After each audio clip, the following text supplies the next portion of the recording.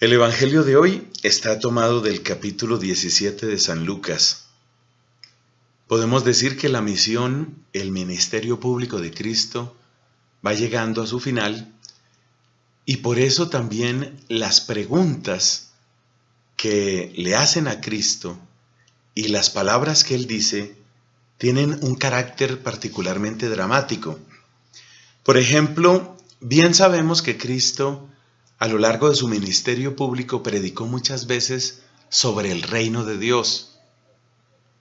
El reino de Dios está cerca. El reino de Dios se parece a. El reino de Dios es para aquellos que son como niños. Hay que ser como niño para entrar al reino de Dios. Y así sucesivamente. Es un tema tan central en la predicación de Cristo que algunos dicen que de hecho es el tema fundamental, de tal modo que Cristo podría ser descrito como el profeta del reino de Dios.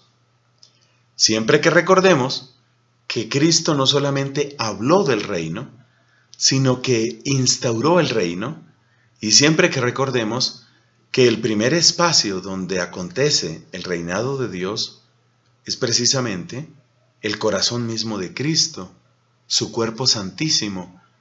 Su obediencia a Dios Padre no es otra cosa sino el espacio interior que la voluntad de nuestro Señor le deja a Papá Dios para que cumpla su querer.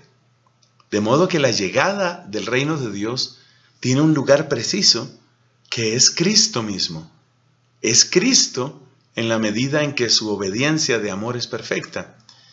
Y por eso también la llegada del reino de Dios está ligada a la acogida a través de la fe de la palabra que nos predican los apóstoles y está ligada a la obediencia de la fe que nuestros corazones le deben al Espíritu Santo de Dios que se nos ha dado. Dicho de otra manera, esa abundancia de espíritu reclama de nosotros una disponibilidad que sea como reflejo de la disponibilidad obediente de Cristo.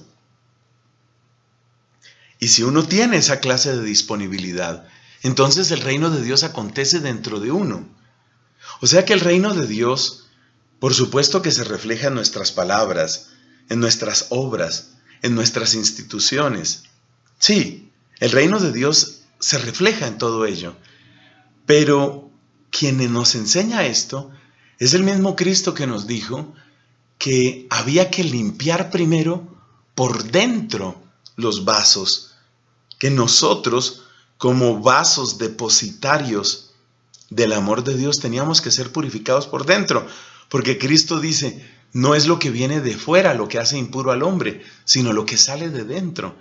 Y por consiguiente, el reino de Dios se va a reflejar en obras, en instituciones, en ordenamientos legales, pero todo ello tiene que brotar primero de un corazón que ha vivido la obediencia, un corazón que se ha rendido gustosamente, amorosamente, generosamente, se ha rendido al querer de Dios.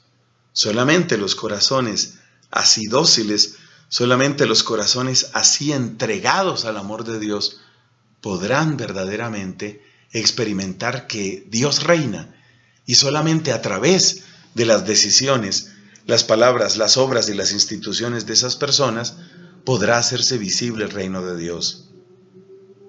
O sea que no es algo que tenga la espectacularidad de un vasallaje, así como el que lograban los romanos, ¿no? Entraban imponentes con sus legiones y sometían a vasallaje a los pueblos donde llegaban. No, el reino de Dios no es así. El reino de Dios sucede a imagen y semejanza de la obediencia de Cristo, y es en Él, y solamente en Él, donde podemos aprender y recibir que Dios reina.